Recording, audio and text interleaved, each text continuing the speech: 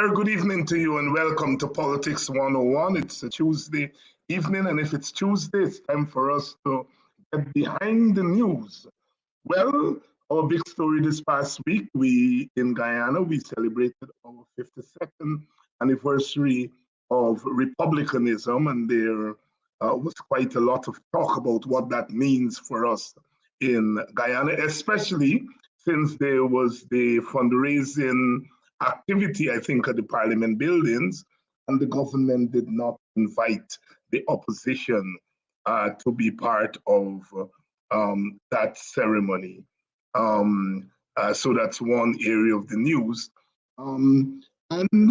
President Joseph Biden, the President of the United States, sent a message to the President of Guyana, and in that message, the President called for economic inclusion. It's coming on the heels of a statement, a report by the USAID, which echoed similar sentiments. So we had the USAID statement, and then we had President Biden calling for economic inclusion in his message to our president.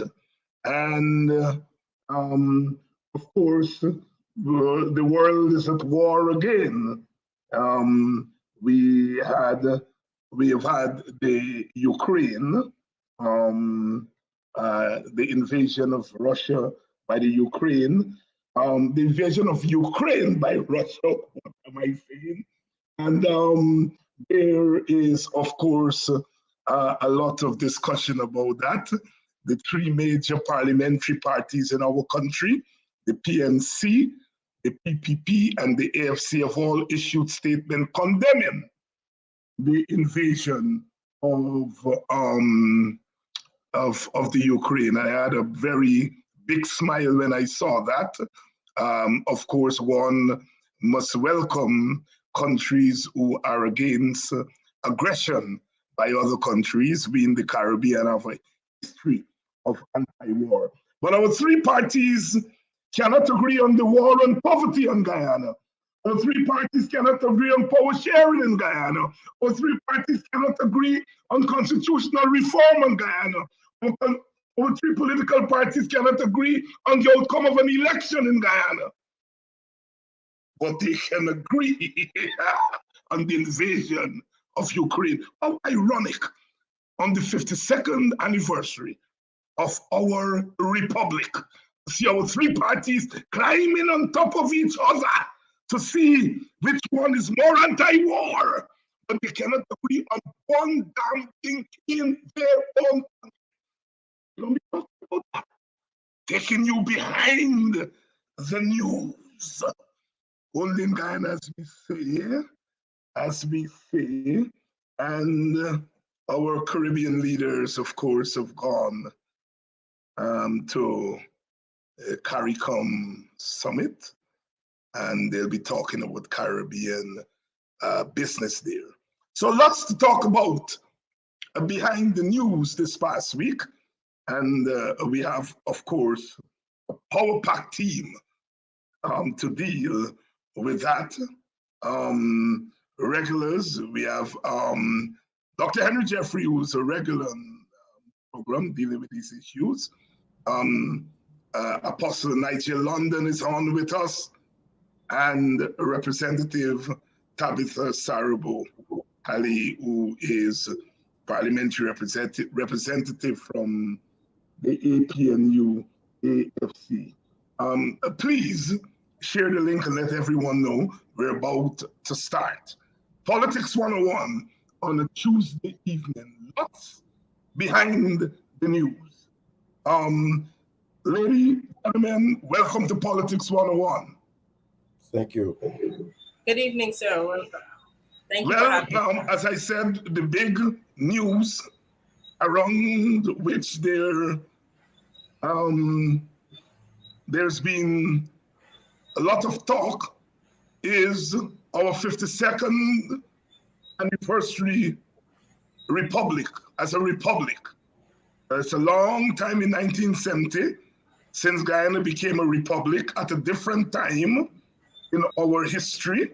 And the question one must ask is whether Republican status in 1970 means the same thing that it means the same thing 52 years later. I will allow you guys to bite into that. Let me start with the youngest person here.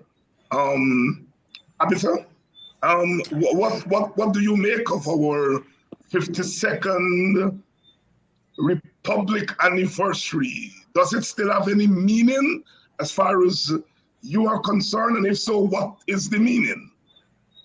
Well, good evening again to you, fellow panelists, and to the viewers. It's two things. I wasn't there back then when we first gained our Republican status. So it would be kind of weird for me to say whether or not it means the same. But for me, as a young person, when I interrogate what it is supposed to mean and the whole idea behind republicanism and our status, I think it is still important. I think that it's something that we should still be striving for. I don't think we have reached it because there is a fact, de facto and de jure, right? What does it mean to be a country that is a republic? Especially in the 21st century, where it's a globalized world, where we're so integrated at this particular stage, more than we were back then, in a different sphere. I believe that we need there's some things that we need to work on as a country. I think there's a lot of issues that we have not yet put to bed, so to speak. We're still grappling with those issues now that we were back then. Have we moved forward a bit? Yes, but I still think there are lots of things that we have not yet dealt with that needs to still be tackled. And I'm guessing as we go on into the program, we will deal with those issues. Pastor London, your take on the relevance of republicanism?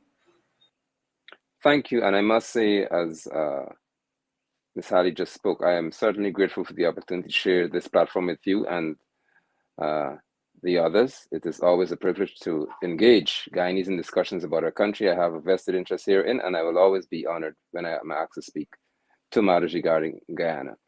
The meaning of the term itself warrants being presented to the audience, and I must say good evening to them as well, and shalom. Because if we understand what it means, republicanism speaks generally to the power given to people. In 52 years, Guyana is not there yet. We are not yet a nation that is genuinely governed by people. It seems to me, Dr. Hines, as though we have regressed significantly to the point where people do not even understand the power they possess because they treat it as if they're little toys and minions in the hands of political leaders. So on this 52nd anniversary, to see the cacophony of errors that presented themselves by the hands of the PPP and the reaction from the opposition, it's just startling to know that after 52 years, we just can't seem to get the most basic thing right. And most importantly, the silence and the inactivity of the general Guyanese populace regarding how their country is governed after 52 years is most concerning to me. After 52 years. Henry, before I bring you in, let me read this for you, the rest of the panel and the audience. This is a little note from AUC Kwayana. And he said, when I visited Mr. Burnham in his office, I told him that I heard the announcement they're going to be a republic.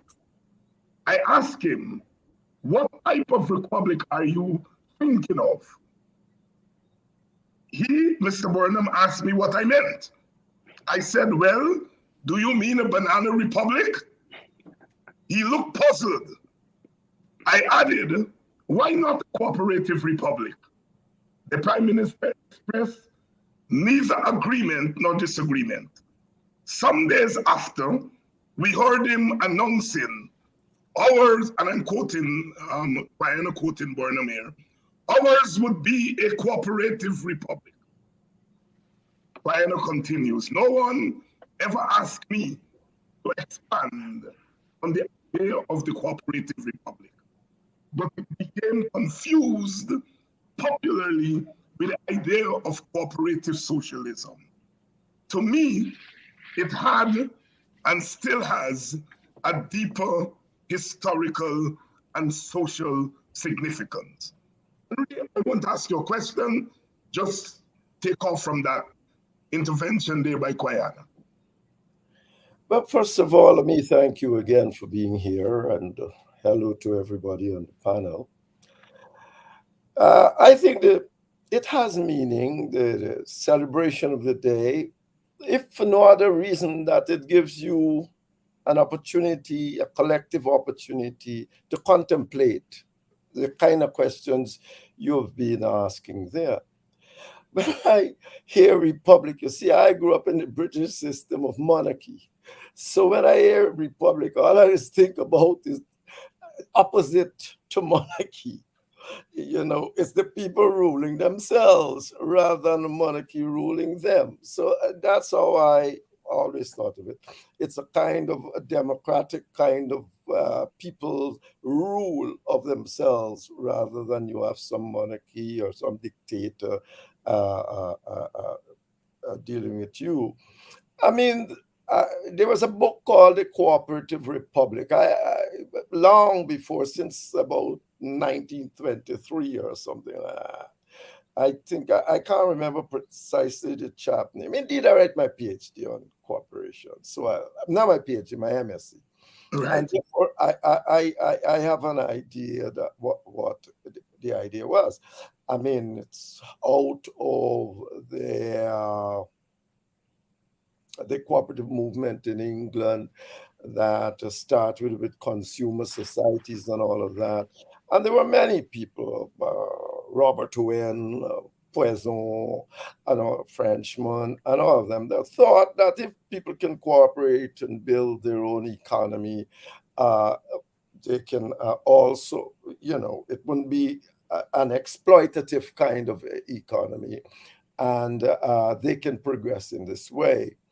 So when I heard about the cooperative republic, of course, I had to read a whole lot thing on that. So that, and I more or less become something of an advisor to Burnham on that issue. As a matter of fact, I was ended up as the principal of the Co-op College. So Yes. yeah. So to me, what it meant was that. Well, there are two forms of cooperatives. There are what we call nationalized industries can be cooperative in the sense that you will have, as the people governing it, the government, the consumers, and the workers. And that's one form. It exists, I think it still exists in parts of Europe. And of course, the other form, it's the people themselves, cooperative as a really private sector business doing their jobs. I think where Guyana maybe went wrong is that, and I wrote it, and I was criticized for it by the people in the PNC, but later Burnham said I was totally correct. He called me to Belfield and said, you're totally correct. I said that the colonial model facilitating cooperative underdevelopment in Guyana. If you go to a place like the Basque region in Spain, you'll find that the cooperatives are so buoyant. They own almost the entire economy in those sort of a place because they have proper backup mechanism. It's like what's happening here at this present time. If people come and say, oh, we are going to give you help as a small business, financial help. But small businesses, it's not simply finance. Finance is important, but it's also somebody to be there consistently, as a Roman Catholic priest did with the Caja International in Spain, and they had people on a regular basis monitoring the people they give the financing, show them how to do business. You learn business over time. You know, I've always said that my Indian brethren have always had two opportunities. They had their people with a little business and a little shop, lots of them, not all, of course, with a little business and a lot of shop, and they learn business as they were going to school with me. All I was going to school for was to get this kind of academic qualification and to go be a doctor, lawyer, work in the public service. But lots of these chaps had that that opportunity also. So the cooperative republic meant to me the attempt to bring the small people, they say making the small man the real man, but essentially to bring small people and attempt to lodge them in the economic system in the country in a sensible way. And the result is you have cooperative banks, cooperative colleges, and so on. But the major thing I think we missed out on there was the what you said, the consistent monitoring and advice to people as you give them money to do business. And then, of course, the politics of it all is that you had on the other side the PPP claiming that all of this is utopianism. Because remember, Karl Marx has called Robert Owen, Charles Fourier, and all these people, he had called them utopians. And the result is utopianism. And given the ethnic nature of Ghana, that means that half the country was already against you. You noticed the US report recently. They didn't say go to no people. They said the leaders must get together because they realized that the people are driven by the leaders. The people are essential. There's no people. So when you ask yourself, what's the people doing? The people do what the leaders say. And that is the nature of countries such as Guyana. So effectively, I believe that never occurred. You never had a situation to actually monitor people. The politics get into it, confuse the whole issue. Of course, the PPP never asked themselves why Lenin go on and what was the name of the man that wrote What is to be done? What is to be done? Skornishovsky. I think his name was Skornishovsky. What is to be done was written by Skornishovsky, who is a central utopian socialist. So I've always wondered that, they make that kind of statement.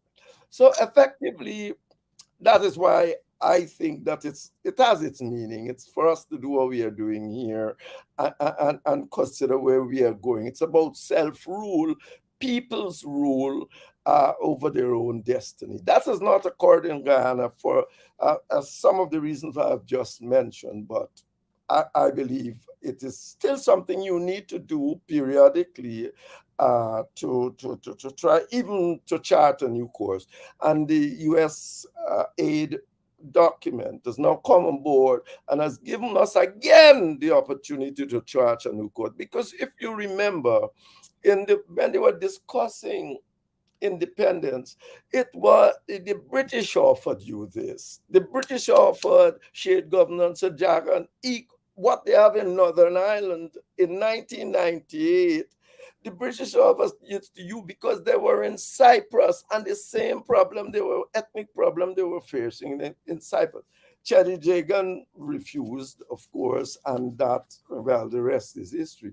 Later, he wrote some letter to Barnum now offering not the same thing, but offering his control of government. If you read that letter, it's not saying this is co-equal like in thing. So effectively, so here we are, 52 or so many years. I say 70 years because I think the entire situation since the 50s was not appropriate to Ghana. So since then, and we are nowhere closer. If anything, we might be worse off in this sense, but maybe we got to get there to get better. You got to get to the top before to get to the top. But let me end.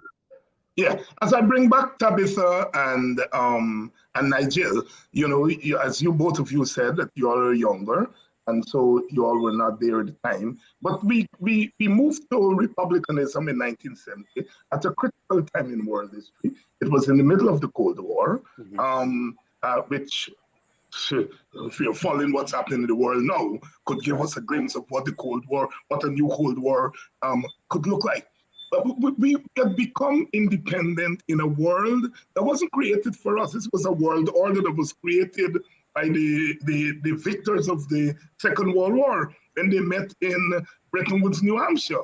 And so we were becoming independent in this hostile world to small countries that wanted to self-sufficiency, that wanted to be free.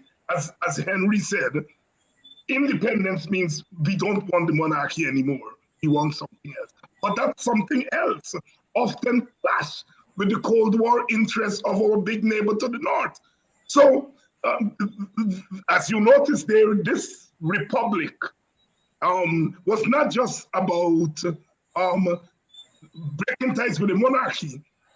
Guyana's intervention says, but it has to have some content that is relevant to us.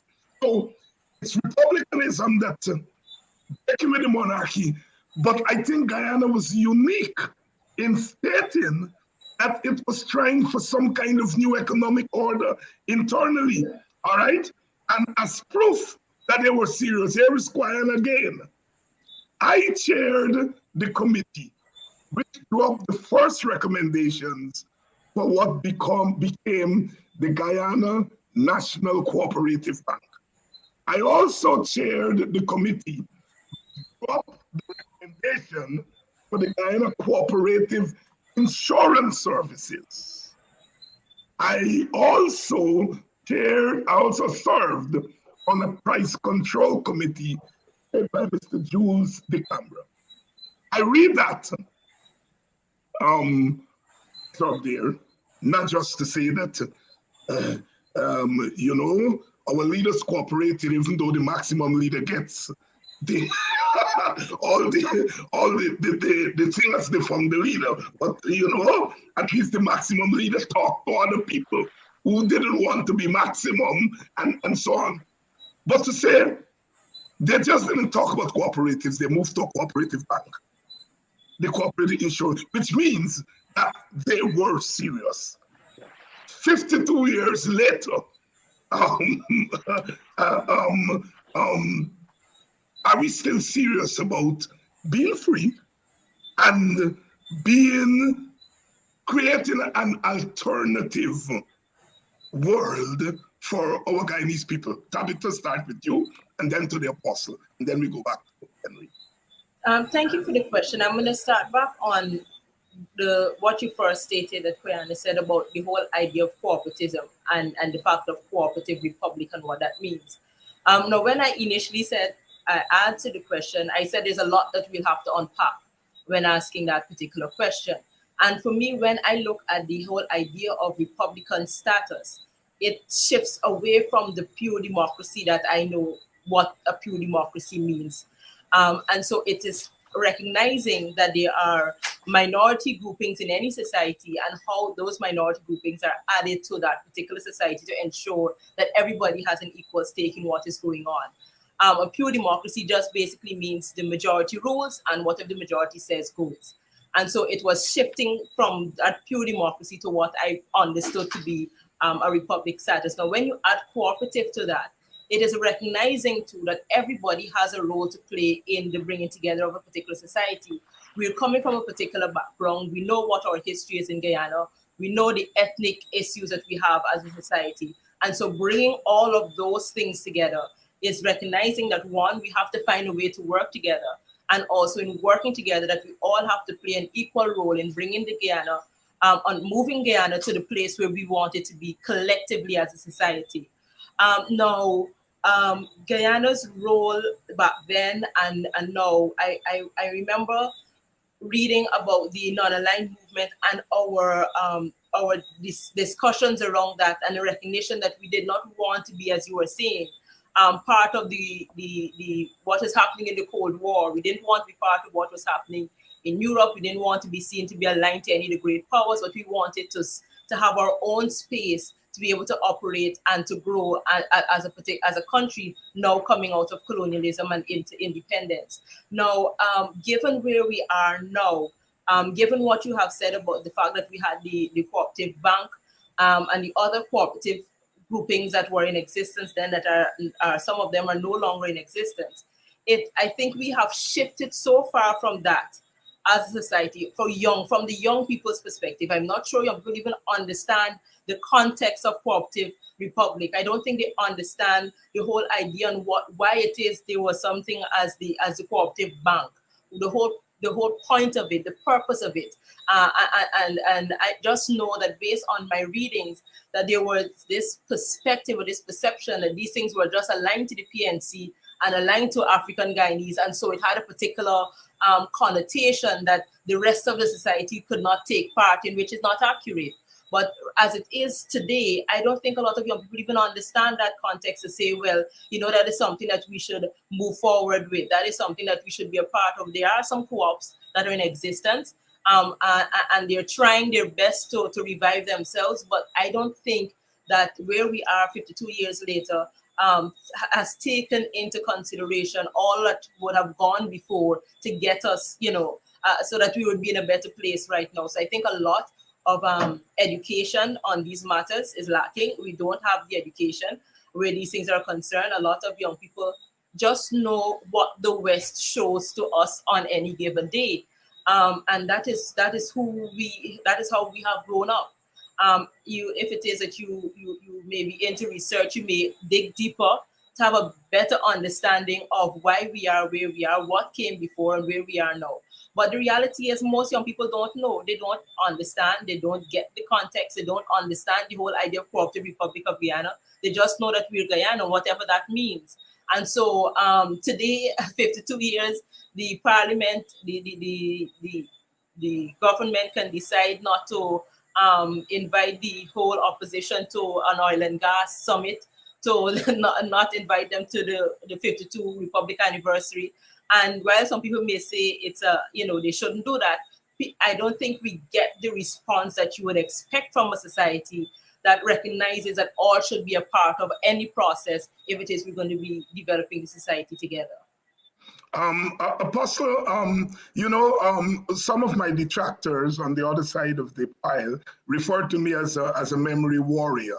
I think they're trying to say that I use history in order to fight my struggles. And I read those excerpts from Guyana's note to me, which will appear in the newspaper, I think, tomorrow or whenever, in order to give some context of this cooperative republic, so especially for younger people like yourselves, to say those chaps back then, they were serious. I didn't mention, but Henry did mention that he was the principal, I think, at Cooperative College. So they had a school for cooperatives. They had a bank for cooperatives. They had a cooperative insurance scheme. They were serious. 52 years later, are we feeling it? That's my question. Use the young terminology. Well, thank you for considering me to be young. I'm actually refreshed by your viewing me in that manner. But younger than me and Henry. That's fine. I'll take it however it comes.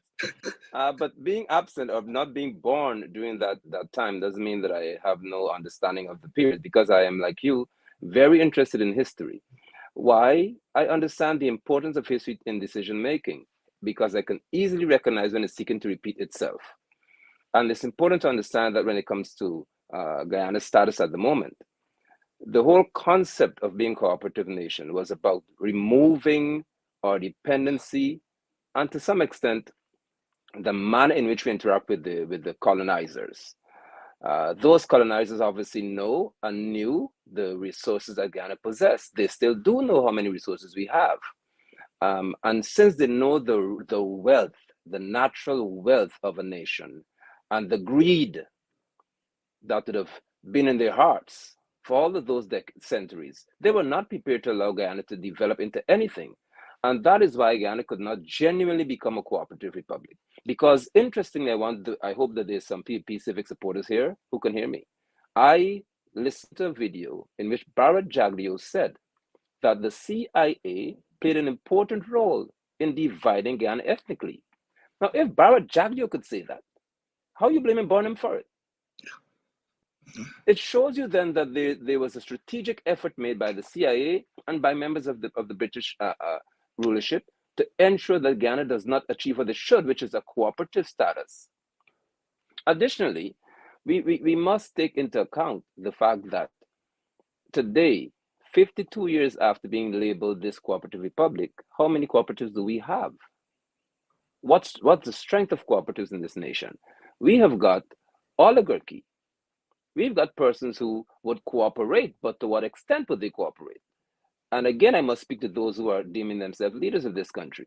When you have people who can make decisions about your natural resource without consulting with the Guyanese people, you are not a republic, neither are you cooperative, because they are making decisions in their little circle, the elitist groups, and saying, well, we'll work in the interest of all Guyanese by asking Guyanese what? When I was studying in the University of Guyana, one of the main things we looked at was consulting with, and I studied environmental sciences, but they said whenever you seek to engage in any project, you must seek to consult with people. You must engage people. People must have a role to play. Hence, they will have understanding of what is involved and so on. We don't have that in Guyana. So for one, we are not a republic in the true sense of the word. And secondly, we're not cooperative in any way. So we have drifted from everything that speaks to our title and our political status and how we are governed.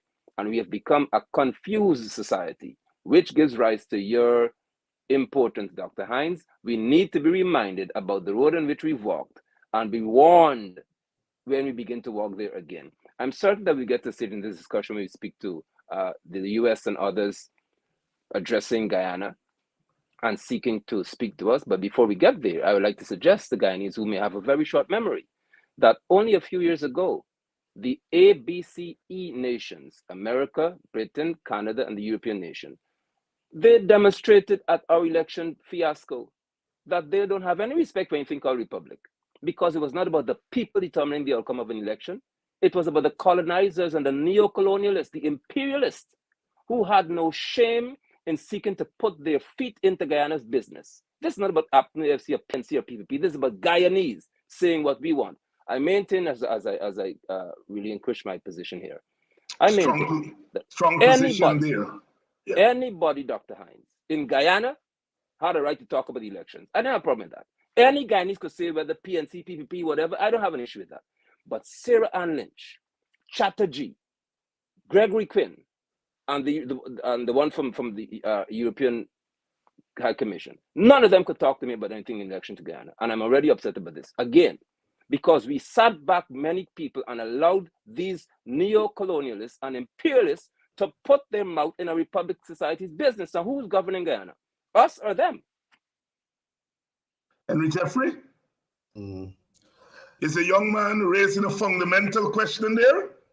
Well, in the sense that we feel strongly about it and it should be addressed both conceptually and I suppose empirically. I believe that given the nature of Guyanese society, all that cooperative thing had to fail. It had to fail because there was more than half the country was against it. And more than half the country was spreading also, as I said, Chedi Jagan was calling it utopian socialism and all that, and therefore it had to fail. So in a sense, I'm not surprised that it failed. I am not saying that at the time I understood what was going on, because you don't understand what's going on in this kind of bicommunal society. Guyana is not a normal society. It's a society without a public opinion. There is no public opinion. You got Black people opinion, you got Indian people opinion. The leaders said this and the Blacks follow them. The things said this and the others follow them for the most part. There is what John Stuart Mill called, there is no united public opinion, and therefore representative government ain't gonna happen. Now, unless you go about and you decide that since this is what is happening, that is why, again, I pointed out the US said, the US report says, the leaders must get together, because it's no you tell me, oh, there is no one wants shared government. The leaders don't want it, so nobody would want it. But if they want it, you'll see how many people would soon want it. And therefore, they are the ones have to be in a country like us, because there's no independent public opinion out there to force them to do it. People follow their ethnic leaders for all sorts of reasons. I'm not going to go into that now, but that's what happens. So effectively, if you got more than half of the country at the time, the Indians was about what, 52, 53% of the population at the time, or even if they were, even if they were 50, or even if they were 40, it's not going to happen. And that is Ghana dilemma to this day. To this day, half the country always against everything the other half does. And you can't, and when you say the system must change, here with the PPP, particularly the PPP and the PNC to some extent, because they have said, don't change the system, change the people. Yes. That's the absurdity you get into. They want to change the people. They're saying, oh, it's the PNC that do it because they're carrying the people in the wrong. It's the PVP that doing it. They're carrying the people in the wrong way. Instead of looking at the system itself and say, boss, this thing ain't working. It didn't work for all these years. It's not working. We can't change people overnight, and we're not going to change the leaders overnight in a competitive electoral system that we have. Therefore, we need a system. And that is why the people say, these people are not fools. They have to do it in Northern Ireland after years of murdering and all sort of thing. They're not fools. They study more than that thing, more than I have studied it, because I just do it on like a part. I'm going along thinking about it. And they say, boss, you got shared government. Say, if you don't share government, you don't have a public opinion. Whosoever ruling at the time can almost do what they feel. They can just get up. You know, the people are orphan, maybe, well, the people say Barrett, but I don't know what's happening to him recently. But what I'm saying, people would say orphan can call a war and we can't do that. Because half the country going to run with it once they call a war. So they can do a Putin, that's part of Putin's problem. He's talking, when we look at places like Soviet Union, there's, as you teach politics, so you understand that democratic countries don't attack each other for the longest while. Show me a democratic country that never attacked that other, right? Therefore, if a democratic country border, let me make myself clear. I'm not saying they are not as aggressive or even more aggressive than other countries, but I said they do fight with each other. But Putin is a democracy. He knows Ukraine would never attack. He saw what is the problem. But he got other ambitions. He's not got democratic ambitions. He had a man made him president, then come back as president, and all this sort of confusion that we are seeing, and was about to be attempted here. So that situation need another kind of discourse. But essentially, until you have a government that's accountable to the people, and the only way countries like this, where you have two ethnicities that control over 80% of the voting population, the only way for this to happen is for you to put the other man in the decision making, put both of them in the decision making position. So no one can say, look, he did it by himself and that do it by himself. You have both people in a shared governance arrangement. So, right. So effectively, when I look at what's going on in Ghana over all these years, that is the problem. Anything you do, the other one side says wrong. I see the people complaining that the PNC didn't go for Mahalia Falls. I myself wanted to know. I wrote things on it. I said, why the Norwegian do this report? This thing don't seem such a bad thing, but the PNC don't want it. And the people got with everything. Now the PP want it and this. And there are numerous things like this happening in our country. And unless you got both of them on the table and can blame both of them, you're not going to form a united public opinion and get anything done in Guyana. So our Republican aspirations in terms of democracy and openness and all of that will not occur in Guyana until you have both of those people making decisions, both of those large parties making decisions for us. And of course, the tangle we find ourselves in when we are talking about democracy in a place like Guyana is that people 2 years ago can talk about saving democracy. And 2 years later talk about the people they put in power when they save democracy are acting dictatorially. Actually, have people who said they saved democracy 2 years ago and accusing the PPP today of being dictatorial, get themselves in that angle that they're passing. David, I think you're making a big mistake. Go ahead. All these newspapers are not dealing with the question of who rules. They know very well when they accuse anybody in Guyana about corruption, they might get more votes, not less. So you can accuse the PPP, Jagyo go out there tomorrow morning and he call the election and vote. Oh, everybody go on his side go vote for it. So when you see here, you got to differentiate between substantive and what I will call insubstantive discourse. The substantive discourse in Guyana is who rules. Yeah. The minute you go there, you get nonsense from the major media houses. No. They don't want to hear you discourse who rules. But they're going to tell you how the government is incompetent and all. They're not going to lose the government no vote. Because the nature of the situation is ethnicity vote. But it, I don't normally come in, Nigel. Thank you. I must, since it's a discussion. Dr. Jeffrey and Dr. Hines, how much have we, and two of you older than I am, Dr. Jeffrey played a critical role in Guyana's politics. There you go. Yeah, that's fine. You played a very important role in Guyana's political environment. Guyana has a constitutional crisis on its hand.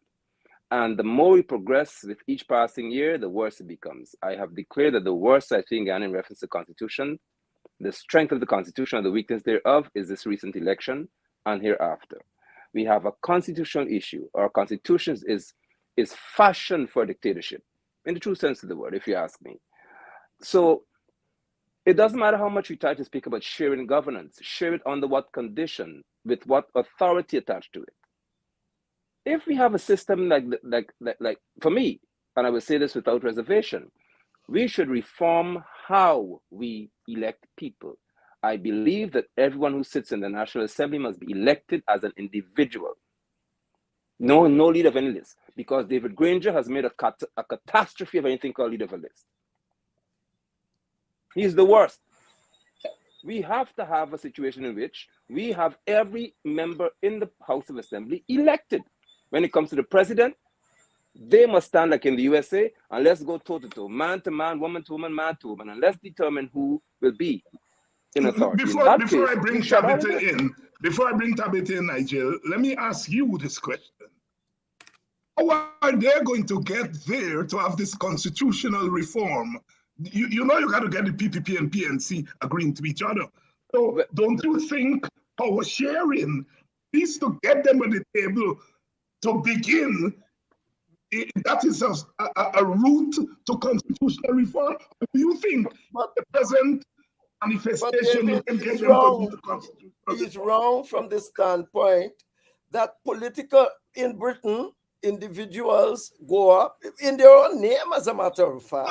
But guess who put them up? The parties. They don't just walk up the street, and therefore the PPP gonna put up the person as an individual in the constituents. No, but that aside, let me just respond but to that. Gonna be aside because he's gonna be beholden to the PPP. and what the leadership says. But at the end, let me just respond to Dr. Antis said. All right, go ahead. Yeah, Let me tell you as you spoke to the need for shared governance to have a constitutional change and so on. What I would like to recommend strongly is that we must return to being the true Republican nation that we should have been, which is the people must have the power. If Guyanese understand 60%, 50% of us, that if we the people, not politicians here, take to the street, for example, and deal with politicians the way it should be dealt with, I promise you that constitution will change very quickly. Because many of our political leaders cannot deal with people in the street standing with power and strength together. But we don't need shared governance. The streets, they're ethnic. And you can't return to something. You can't return to something that you never was. No, you can. Let me jump in here. It's only theoretical. You can't come in. There's a lot being said, and Nigel, I hear your heart, but I think there are a lot of things that we're missing. Yes, constitutional reform is a good idea, but it can't happen outside of the context that currently exists. And the reality is that for constitutional reform to happen, we need everybody on the same table, talking to each other and recognizing that things need to be changed. The people are not coming on the streets outside of the leadership telling them to come on the streets, and that is from the parties. And that is why I agree with the sentiment that unless the political parties recognize the importance of shared governance, then we're not going anywhere. Because the people are not going to just come on the streets on their own. They will follow the leadership. And if the leadership is saying, don't come, that this is not important, they wouldn't do it. That is how I see it. And so while the idea of constitutional reform is we all want it, the idea of individuals running for office is another something that we could interrogate at some point. But it is accurate what Dr. Jeffrey is saying. When you have local government, for example, and you have the two sections of local government, right? You have the PR and you have the first past the post. The first past the post element allows for individuals to run for particular seats. But what we find is the political parties putting up those individuals, and people follow that particular individual because the political party would have opted for that particular individual to run for that particular constituency. And so that is a type of dynamic we have in the country, and we can't shy away from that. So my assessment of where we are as a country 52 years later is almost as identical as where Dr. Jeffrey is. I think shared governance is where we need to be and what we need to be speaking about. I know that we have the Americans saying it now and everybody else is saying it now, but I think that unless the political parties come to a realization that it's not just about them, that the decisions that they make will impact the current generation and future generations, because they may decide that, they don't want shared governance. Where does that leave your entire following at this particular point? Where does that leave your following? And is that in the best interest of the country as a whole? I don't think it is. I think we're at a place where, this whole idea of oil and all of the monies that are going to come from oil and the development that should be happening, we need to recognize as a society that no one side want the other side in charge. No one grouping want the other grouping in control. And so how do we, if it is that we're really interested in the society, in the country, in the development of the nation, then we have to recognize that we need to come to the table and decide how it is we're going to move forward. There may be some in both camps who say, you know what, this is working good for me as an individual, but is it working for the people who are following you for the most part? And I say it is not. And so we have to move for a move beyond this whole thing about, yes, running for elections. It seems to be good in the minute, but at the end of the day, where does it leave the majority of citizens? And that is, as far as I see it, the majority of citizens are left wanting, are left outside of the ability to be part of the decision-making process, and outside of the ability of being able to be a part of opportunities and getting resources so that they can make their lives better. And that is not just one ethnic group, it's all ethnic groups that end up on the outside. And for that reason, I believe that at this particular stage, shared governance is where we need to go. Once we can get that done, we can then sit down around the table and decide, okay, what part of the Constitution needs to be changed, whether or not the individual should go up for seats in Parliament and other spheres of local democracy. At that point, then we can have those discussions. But the first question that has to be answered is whether or not we are willing to come to the table and say that the system that has been in place for 50-something years has not worked, and so we need a new system. Nigel, you have the last word in this section. I appreciate that. Thank you so much, Dr. Hines, my friend. Our society at large, and that's why I said that Dr. Jeffrey played an important role, because he spoke to being the principal of the Cooperative College, for example. How much have political leaders in this country informed the populace of their power? That's important to note. If you're going to be called a republic, you should inform people in a very genuine and a conscientious manner that this is the power that you, the people, have. Utilize that power. Local government, for example. That's why I said that mayors are not elected in Guyana by people. Because you can't tell me that you have 12 people sitting in a room and then somebody called from Congress Place or Freedom House say, listen, this one's going to be mayor. And then the councillors vote and then come to tell me that we have elected a mayor in Linden. We haven't. The councillors did that. Then the very culture of a society is built on ignorance, and it has to change. The political players in this country must take responsibility for not informing the society as they should have, because I've seen clearly that many political figures thrive on the ignorance of our people. Look at the election fiasco. Guyanese didn't have a clue about the fact that there's nothing called any recount without any election petition being heard and so on. They just accepted because Jaguar said it. This one said it. Jaguar said there'll be a coup d'etat if Granger wins. Coup where? Where is the army? So you have a set of leaders, a number of leaders who are thriving on the ignorance of Guyanese population. If you inform the people, if you truly empower the people, then the people will tell you all as politicians, I should say, Ms. Haley, since you are, for example, in the House of Assembly, they'll tell you, no, we don't want this, because we understand the power we have. I don't believe in any shared governance with ignorant people, because it'll be the politicians still making decisions for the people. No, forget shared governance, inform the people first. Build your people, make them stronger. Use Dr. Jeffrey's knowledge, as he says he has quite a bit, he's proven so. Well, teach the people then, tell them how much power they have, and let the people run this country. Well, brother Nigel, and that is exactly what we are doing here tonight. Let me just say something here. That I don't know that there's any other Caribbean country that the population more informed than Guyanese about politics. So how come they work? It has nothing to do with the ignorance of the people. It has to do with ethnic interests. When these people are going with you, they are going for ethnic interests. They're saying because for one reason or another, brought up whatsoever, that the PBP is bad for me and I go and follow Granger, regardless that he is not such a good leader. And they the same thing they're saying, don't matter if they're corrupt on the other side, I am going, it is not that they don't understand the politics, but the ethnic interest takes first place. No amount of education will get that out of them in any time soon. It has not done so in any country in the world. Show me any country like Guyana, from Northern Ireland, which is all European ethnicity, to Cyprus. You show me one. Belgium, all of these countries that has had to deal with concept of shared governance. You're not going to say, look, you are in the bracket when I first started. I said, you want to change the people, not the system.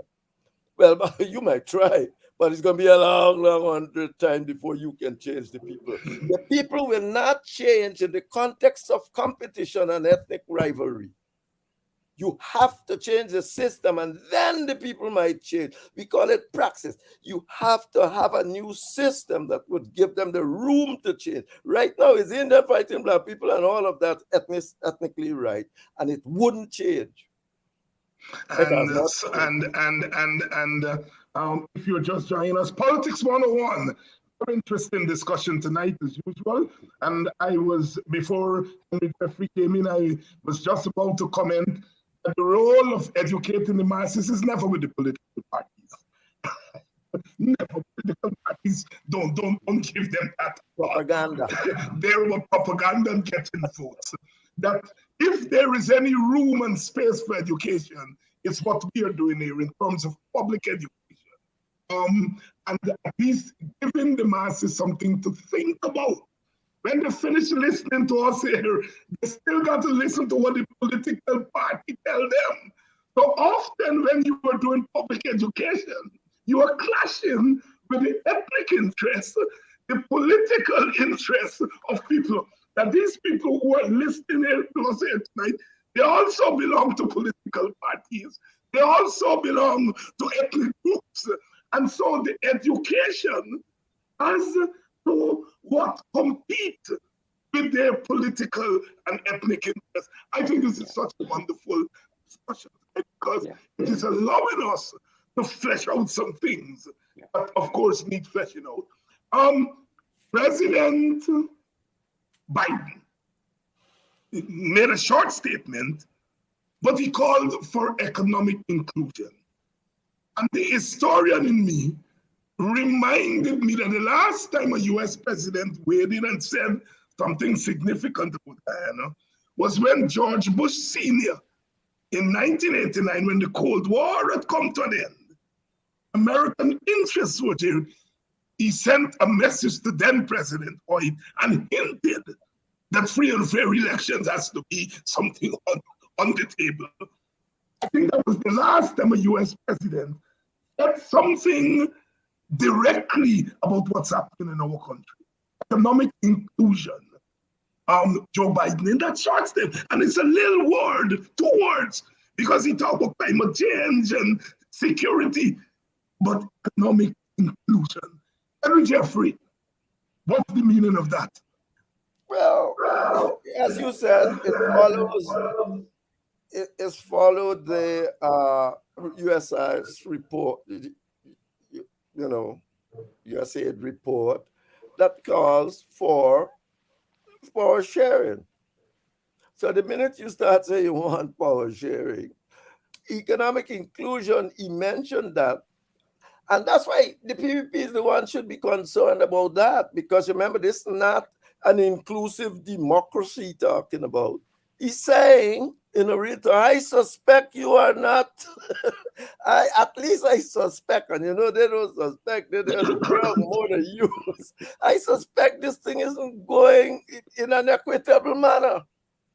And then they bring people to show other people are corrupt and they just want this system for themselves. So he's saying, because these people don't, they're saying, boss, I suspect this thing ain't going equitably. And therefore, you better get it equitably. And it ain't going to be equitable if you think that you alone will make the decision, because it doesn't matter what decision you make. Even if you go there and give black people 60% of the wealth in this country, or vice versa, give Indian people 60%, and the PPP or PNC come and say, oh, look, they ain't give you enough, look over there. Guess what? You just ain't do enough. And the thing continues. Your man got to be at the table to come back and convince you that, this was equitable. This is the nature of bicommunal societies. It's not, the people, you can't prove it. Well, it's proven every day. Both sides tell you this nonsense. You don't have to prove nothing. What the people believe is what they believe. Politics is about perception. And that is the problem of Guyana. And their perception will never change until the PPP and the PNC go in and talk to their own constituents. There's no anybody in the PPP that can go and talk to black people and tell them everything is right and they'll believe. They got a whole sort of view about you anyway. Let me tell you about it. When the PNC carrying out propaganda down there about you, it's a whole sort of thing they say. Vice versa too. So by the time the people hear from you, tube. So effectively, that is why you have to be at the table, even to convince your side that, look, everything is all right. It has been above board. Ghana, we must move on now, and so on. If you don't do that, it's lost. Look, we are talking about cooperative. The people talk a lot of nonsense about utopian socialism and look up where they've gone down the road. Because, and since then, they're not cooperating to make that happen. And Barnum, you know, I never really truly understood that. Barnum actually believed that he, and I think lots of Hoyt, until very late on when he's the Barnum actually believed that, hey man, it's the PPP doing this nonsense propaganda. And if I try my best to open up to everybody, they're going to vote for me. It's not going to happen. And that was it. It's not going to happen. There's no significant floating vote sufficient of it to make any difference. To make anything. Tabitha Sarabo, Harry, you were once my student many moons ago. And as I remember, you were a good student. And you would have learned in one of my classes that our own Arthur Lewis, Nobel laureate from St. Lucia, in a little book in 1965, he said there is what is called the substantive definition of democracy. It is that all those who are affected by a decision must be at the table to make that decision. I didn't say so. You remember, you were in my class, Dr. Lewis said so. And Dr. Jeffrey just said, what Biden is saying by you sharing this thing equally, all right? And I would add a little more. Biden saying, well, by the man before me, help you, you know, and put you there. But you, while you may be allowing we to do we thing with the aisle, you're hanging up in Guyana. You're not sharing the thing equal, and you got to do something about it. What's the significance of Biden's statement, Tabitha? I want to take it in the larger context first, because yes, you know, we have this this whole idea of 2 years ago we were anti-America, anti-everybody that was coming into the country and saying all the things that they were saying during the elections period, and we have shifted from then to now, and I think we need to understand the context of that, right? And the first part of it is that yes, there was an elections happening, and yes, it was expected that the diplomatic community, we know that they're always involved in some way, shape, or form, right? But that they would not go as strong as they went last time in terms of the elections and their statements, and they're going into GCOM. We thought that was a bit overboard, right? They had a place, but they overstepped their place at that particular time. But the reality is, and I think you said it before here, Dr. Hines, is that they helped get us into this mess. And so they got to help us get out of the mess that we find ourselves in. And the reality is that we have found ourselves in some serious mess from August 2020 to now. And the PPP has believed that because they had so much backing from the international community that they can do as they want, how they want, without anybody saying anything to them. And so because of all of those friends that they had around them, I think they felt that, you know, that they're now in a place where they can do as they so desire, and nobody would respond to them negatively. Because I guess they felt that whatever propaganda they shared about the AP and UFC would have lasted till eternity. But reality is that as they started to govern, the truth were obvious for everybody to see, because one would have expected that the PPP, recognizing that they're in a good space, they did not have to be as rough as they have been over the last 18 months. It's almost appalling, the reality that they believe, and I think they actually believe, that they can continue to behave in the manner that they're behaving and they would not be held responsible for it, whether it's by the Guyanese public or the same people who put them in there. And so we're now at a stage where those persons who put them in there are recognizing that, you know, we actually supposed to be standing for something here. And this is our back door, so to speak. And we help these people get into office, and we cannot sit and pretend as if what they're doing is wrong. And the other thing, the part of it is that Joe Biden is not Donald Trump. It's a whole different, we all know that, I won't even get there, but there's a whole different ballgame with Joe Biden is. Yes, there's an American agenda, but there are differences between the Democratic Party and Republican Party on what they stand for. And so we see that playing out here in Guyana right now, where yes, The reality is that the PPP has made a decision that it's going to govern in an unequal manner, that they have no they don't care about democracy and whatever those things mean. They don't care about any of those tenets of democracy that causes a democracy to be legitimate. They really do not care, and they just want to do whatever they need to do. And Biden is coming in, saying right now that, hey, take a step back a little. We're seeing you, and I know, Dr. Hines, that there's some people that are saying they're just words. They don't really mean anything. He just write a very nice statement to the president, and why are we like picking at words? But in diplomacy, in international diplomacy, words matter. Every single word in a particular statement, in a speech, it matters. It may not matter for us here locally, but it matters on the international scene, because the president of the United States knows that that statement is going to go all around the world, or can go all around the world, and so it has to have a particular, a particular context and content. And so because of that, the words that are in that particular statement become important. And as you rightfully said, he spoke about the economic issues here, and that, they're not doing what they should do. And I think it's something that is important. As Guyanese, we should listen to it and recognize that what they are saying is that get your act together. Get your act together. That is how I read it. When I read the speech, I went to the dictionary to go to define all of those words that were a part of the speech, because I wanted to understand exactly what it is that they were trying to say. And as I read it, what I understood is they're saying, get your act together. Things are off. You're not doing what we expect of you. Yes, we are getting some of the good deals where the oil is concerned, but there are other aspects that are also important in governing a country and in running a country. And as far as the information that I'm receiving, that things are not all well, and you need to get some things together so that we don't have to go down this road with you.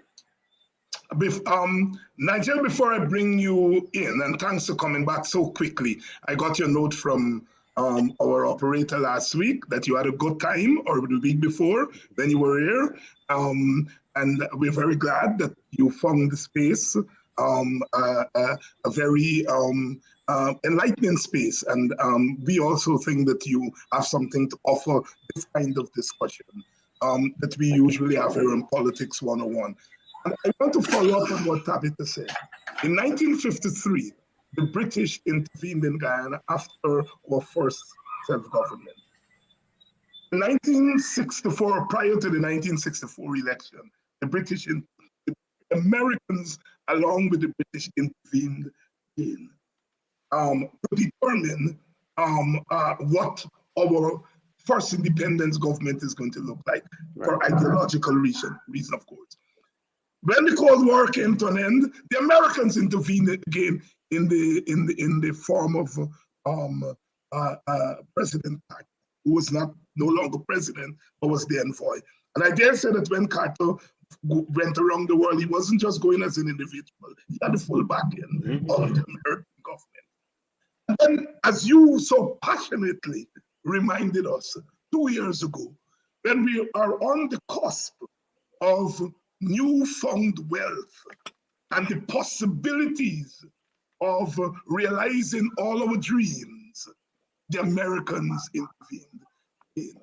And following up on what Tabitha said, why are we making a big deal when the American government just said 2 words? I give that historical context to say whether we like it or not. I would prefer Americans and the British to stay very far away from our business. I come up in that strand, anti-imperialist, anti-empire and all that stuff. Reality is just like ethnicity, because I think the two factors that have collided in our history to determine our downs and even the little ups we have are our ethnic problems, as Henry said, and external intervention. Together, they've led to ethnic conflict, authoritarian governance. They're powerful factors. What an American government said, American president says, even if it's 2 words, unfortunately, given where we have been, it's significant. Over to you, my brother. I thank you for laying such an excellent foundation, because it really should enlighten Guyanese people, and that's why I'm grateful for being here again. I'm always grateful for opportunities where Guyanese can be informed and educated.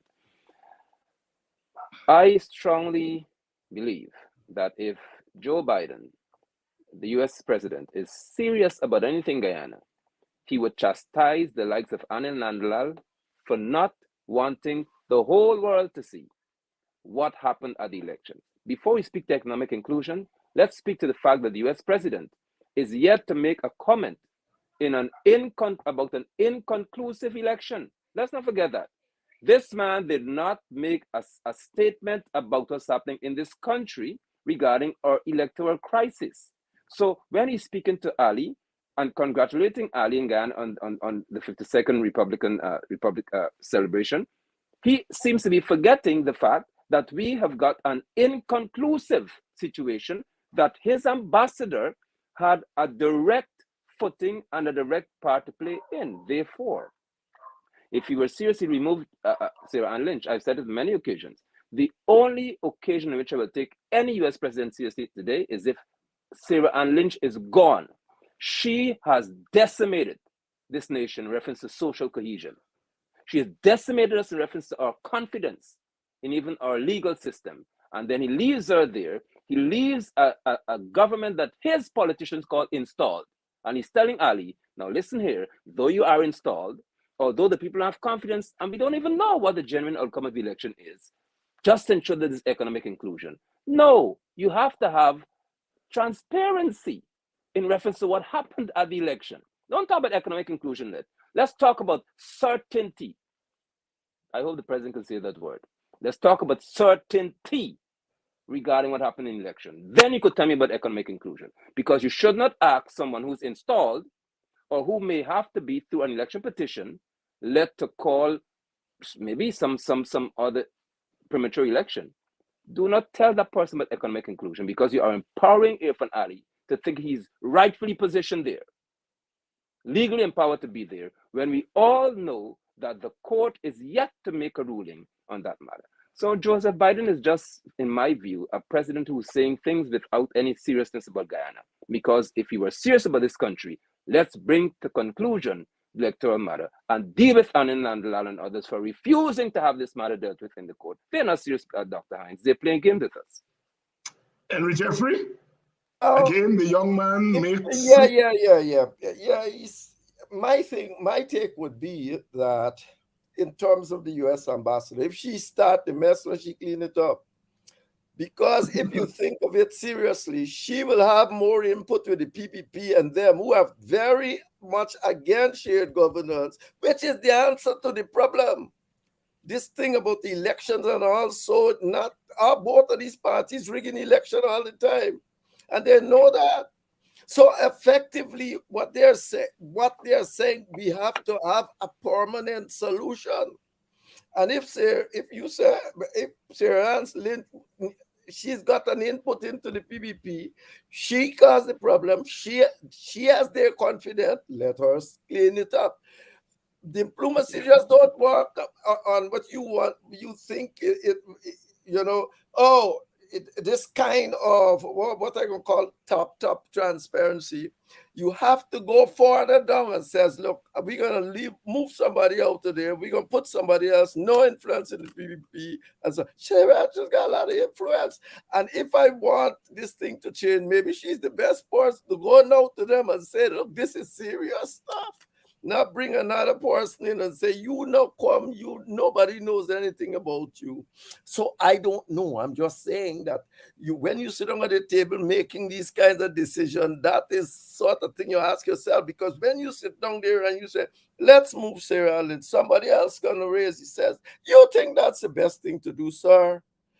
What you are trying to do is not to get this regime to change and so on. This lady got significant influence with the PPP. They love her. So why not just leave her there for the time being and introduce your stuff and let she explain to them what's all about? Why bring another person? You will have to sit there and say to yourself, what do I do? And I can see that perhaps even I would have said, just do just that. Because what we want is a system that's going to work for everybody, not to get rid of people to get rid of people's sake, but a system that will be good for everybody. Now, secondly, in terms of their interest, they don't want a Putin in the Caribbean, and the PPP would be a Putin. The PPP is a Putin in the Caribbean. The PPP is like Chavez in Venezuela. You see what happened to Venezuela. You got one man or one or two men can sit down and make decisions all over. Nobody has any control. Now, Guyana, they might allow it in the time when Guyana wasn't to start getting involved in all this oil and can affect things all over the world. But today, they must be sitting down and say, no, we mustn't have any system, and one man can do this and one man can do that. Look what it got to in Ukraine and in the Soviet Union, one man can drive a show. Anytime he wakes up, he says, let's have a war. Nobody seems to be able to say nothing. So effectively, we got to have a system. Democracy, that is not democracy. Indeed, Ghana is on very verge of being classified as a elected autocracy. So you understand, elections not the answer here. It's participation, it's all this inclusiveness and all of that. So here you see, effectively, they prefer have checks and balances against a government internally. They don't want it just externally. They got to always talk to you. You must have it internally. So that is the best option for a country like Guyana. So, they're not saying simply to Biden to get their act together. They're not saying that at all. They're saying get your act together, or unless you mean getting your act together in a different context. You're not going to get your act together in a winner-takes-all situation. You're going to try to con people, do something here, and then go back and do your own thing on the other side.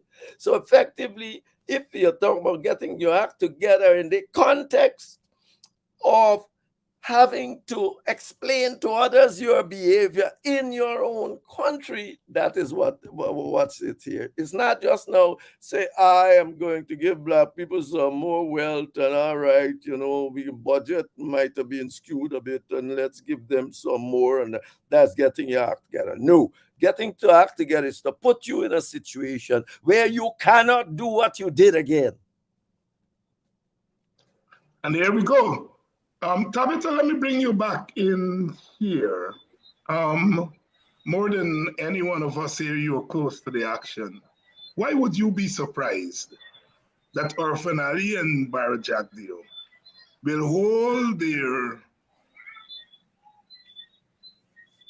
Republic Night story and invite you all, when the people are going there to give a campaign speech? In the first place, why you all want to get invited to the people thing?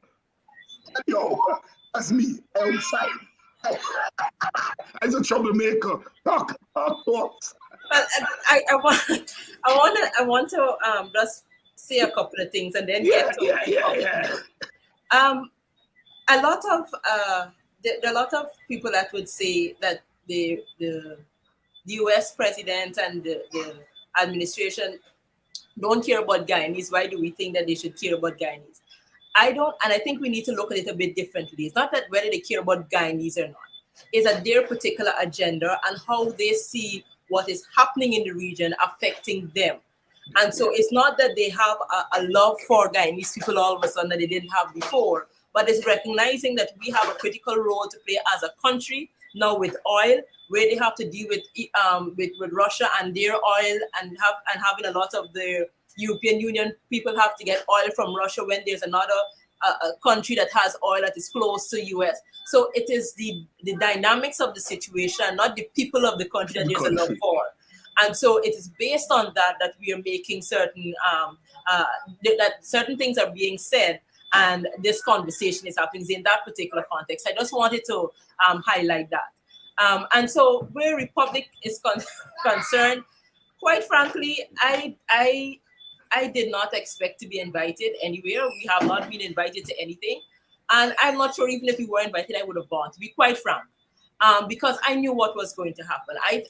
And the reality too is, I believe, is that they are so, let me say this, we were in a meeting that same day at Parliament, and another MP, Annette Ferguson, asked Gail why it is we weren't invited. She was basically saying she didn't know, she wasn't part of the process.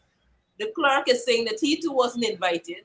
He wasn't part of the process. They basically told his staff to go home early so that they could look after the building. They weren't part of the process. So it was a case that it was a PVP show that they wanted to put on for whoever they wanted to put it on for. So we were not supposed to be a part of that. But the bigger picture is that it is still a Republic celebration. And it has to do with the entire country and not one political party. And so while we understand what they're there for, they in of themselves could not see past their petty politics and propaganda that they wanted to spew on that day, to recognize the importance of a celebration like Republic Day, to say, I would at least extend an invitation. They may not come, but in the interest of at least showing this one Guyana, let us extend an invitation, because all the diplomats were there. So what are you sending, what message are you sending to the diplomatic corps if you choose not to alienate half of the representatives of the country? And so while I did not expect them to, I'm just trying to get into the mindset of a PVP that thinks it is okay to not invite half of the country. And basically, until now, they have nothing to say about it. They can't answer the question. As much as people would have written letters in the newspaper and speak out about it publicly, they have no response for it, because it was, as far as I'm concerned, a juvenile, a very juvenile, thing to do. But that is who they are. They're not concerned about about what really One Guyana actually means. They're not concerned about what our motto represents. They're not concerned about the Republic and what that should mean for the entire country. And they're not concerned about the fact that every time they alienate who they consider to be AP and UFC representatives, that you are telling their supporters that they really don't matter, and their concerns and views and aspirations and desires don't really matter. And so as we sit here discussing Republic and where we are 52 years later, it's a reality that the political party that is currently governing the country does not really care about what it means to be a republic. It does not really care about cooperative republicanism, and it does not really care about what we should really be 52 years after Republic, where we should be as a society. And they're just really interested in ensuring that they continue to gain whatever wealth they can gain and rule in the country as they see fit.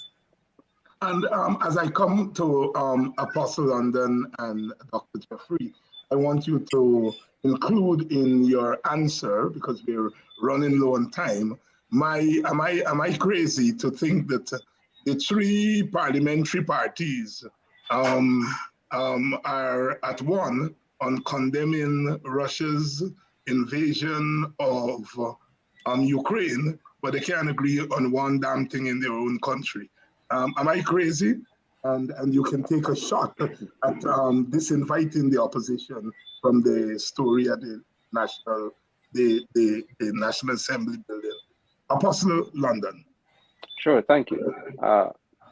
Listening to Tabitha, it really reinforced my point, and I'm happy that she raised it.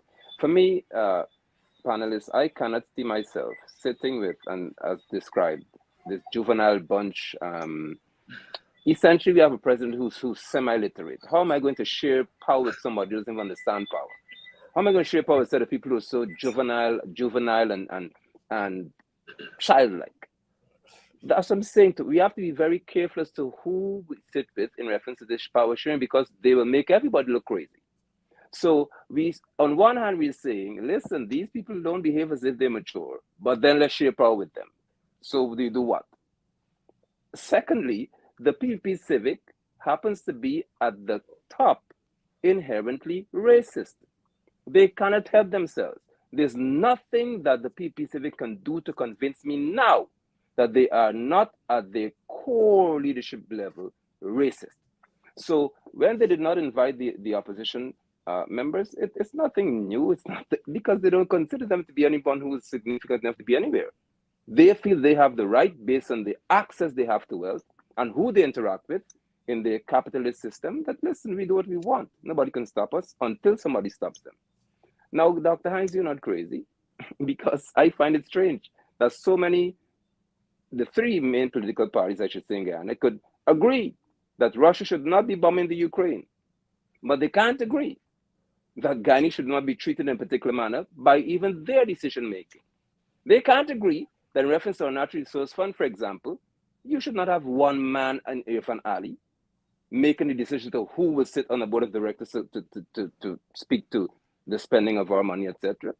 So we have got some serious issues here, and you are not crazy. You're actually thinking, and we are sharing our thoughts, that if they can agree to make statements to impress whoever it is about Russia and Ukraine, they should agree internally to govern this nation with some degree of honor and class. Dr. Jeffrey? Yeah, I think you're a bit crazy. Who, me? Which one of us? Not you. Yeah, not you, Trevor. You're as sane as can be. No. I'm joking. But effectively, but Ghana, or both, if it's one thing we agree with in this country, that nobody must cross the border and take our land. Yeah. And we just do that all the time. And if they do this, that's all they're saying. You can't put it in that context. Right. They agree on that. And therefore, when they say nobody must go to Ukraine, that is all they are saying, that nobody from anywhere must cross my border and take my land. Why you want to think? I don't want to put it in any broader context of anything. And they would be right. That's why they both can come out and say, because they have agreement. It must be the only thing that Guyane's got some level of agreement on. And that is precisely my point. Right. No, not on the Russian thing, on the border. The border, yes. Yeah, on the border must be the only thing. And that's because of all kinds of pressure. On the other hand, and therefore, I don't find that strange. Because there's a... But on the other hand, there are only two ways to rule a country like ours. Well, three maybe. Dictatorship, divide the country, shared governance, or some form of dictatorship. There is no other way. The country ain't going to be divided given how we are. At least if we're going to even divide it, let me try something for us. The PPP is set on an ethnic democracy. They're saying more like or less like Israel. Israel, yeah.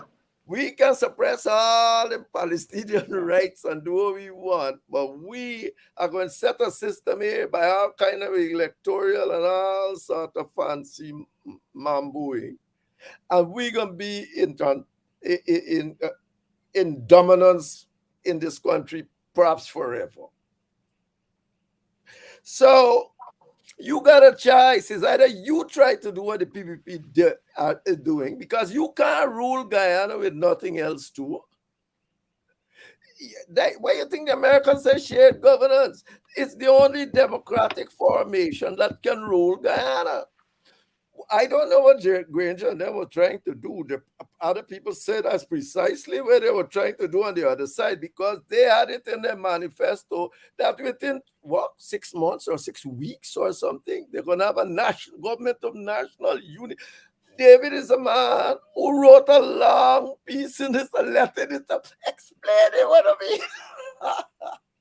mean. You did. Now, when they get into power, they make some stupidness about Moses and all sort of thing, this, and then they forget the whole idea. So they look like they've been on to an ethnic dictatorship too, or ethnic democracy too, only with black people.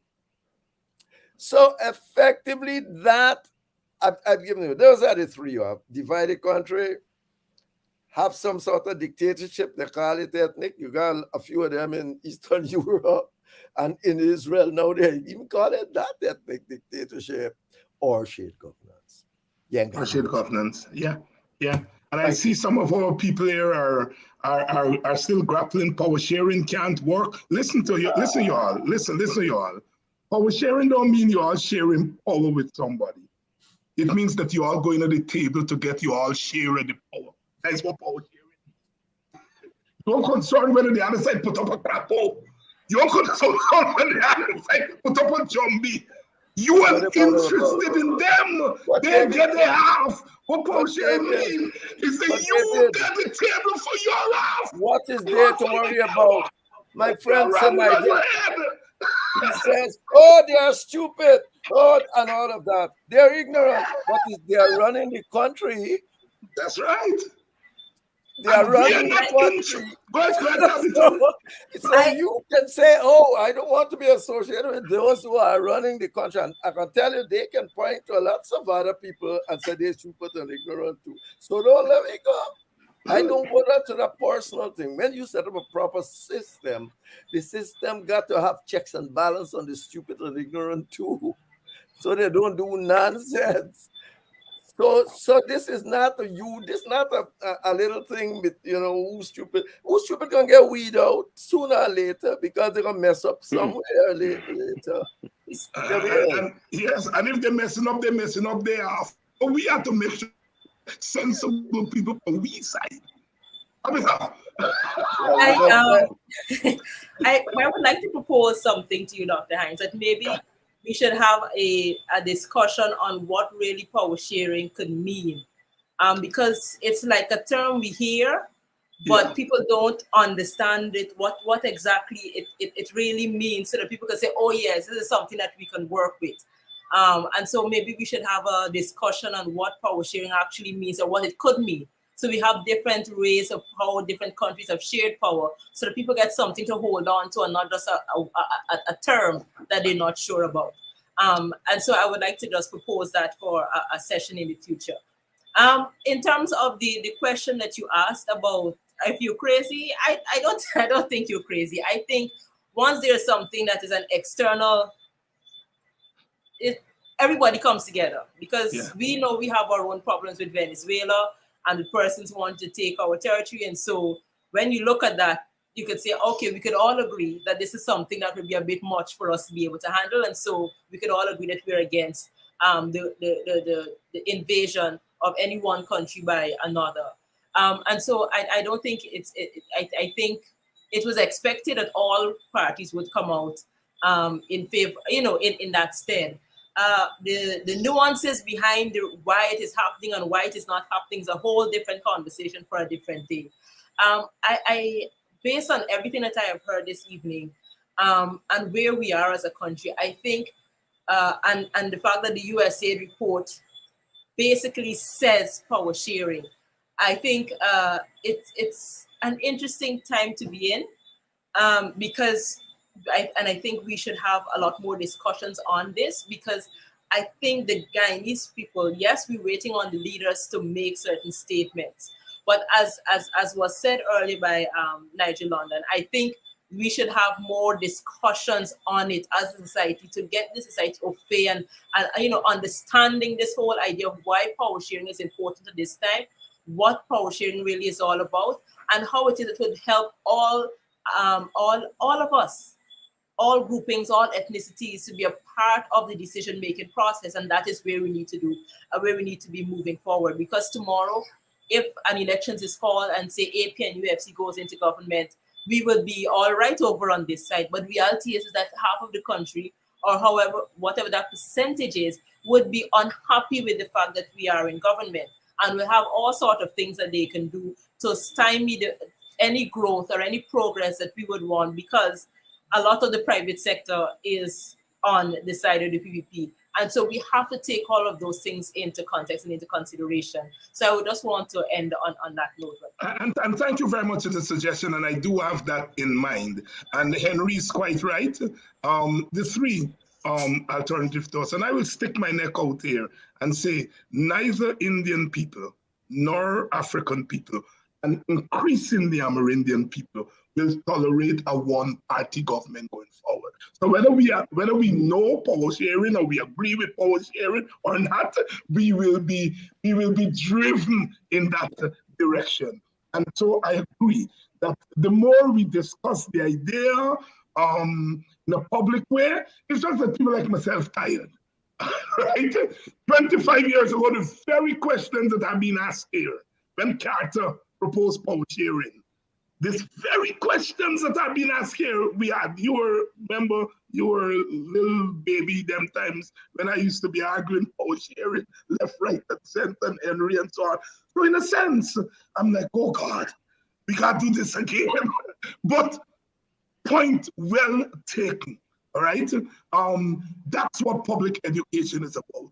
It's about saying the same thing over and over again. One of the remarkable things about America is that they repeat the same thing over and over again, and they get their population, which is not stupid, but they get them to believe it. America's a democracy. America's a democracy. America's a democracy. Right? Talk about founding fathers who were dead racist, but the people of the founding fathers. And I think you are right. Really, we have to get it work. So, Henry and Pastor, if there is anything burning you all want to say, 30 seconds. No, I'm fine. I have to leave now. But right, I know that. I know it's Tuesday night. I'm fine. I think that these are not easy issues.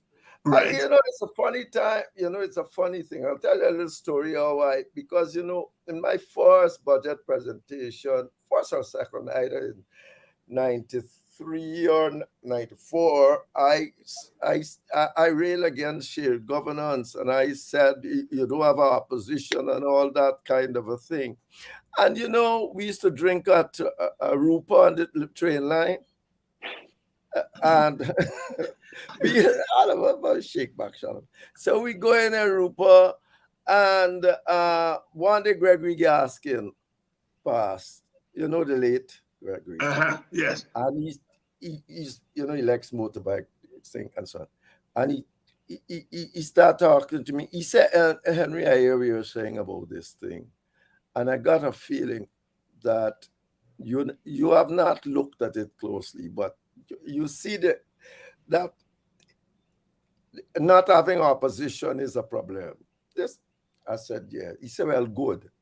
You look at it seriously for me. And if you do that for me, and you come back and tell me that Guyana going to run in this, can run the way it's running and thing.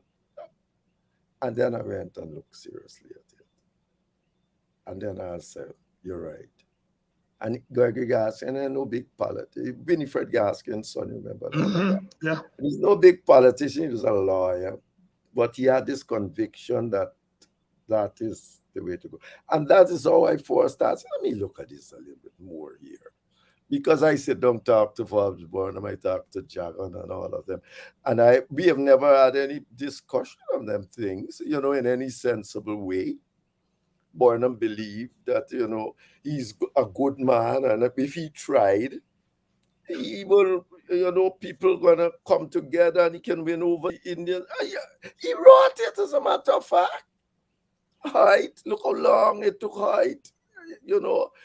These chaps believed that thing, but they did not recognize that in a special case, a bi-communal society, and in bi-communal society, two large ethnic groups, 80% of the population competing for power competitively is no change.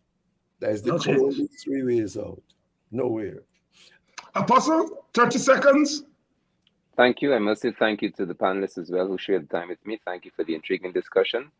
And I've long said that the two major parties should have discussions. They should sit and have sensible discussions because we've come way too far to endure the things we're enduring. And our enemies, I dare say, beyond our shores are utilizing the division among us to their benefit. I must say thanks again to you, Dr. Hines, and I believe with all of my heart that there's a new generation of Guyanese who are tired of the ethnic differences about which we've spoken, and they'll do something about it. So I believe in a different Guyana rising. Maybe I'm young enough to have that dream and see it realized. But you are a young Guyanese, and look how you're talking with the PPP. They're racist. Period. Quite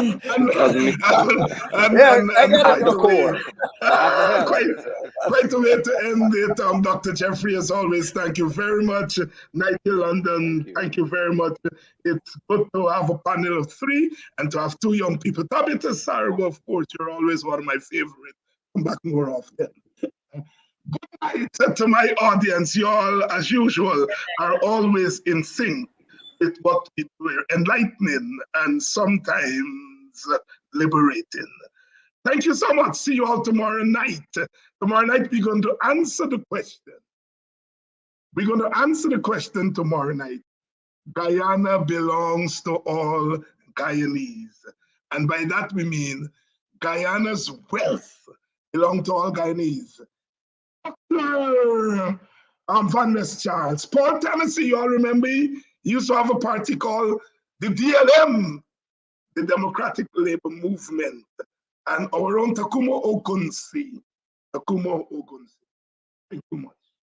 See you all tomorrow night.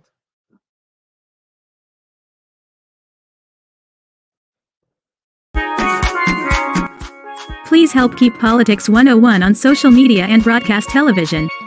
If you are in North America, please donate via Cash App or PayPal.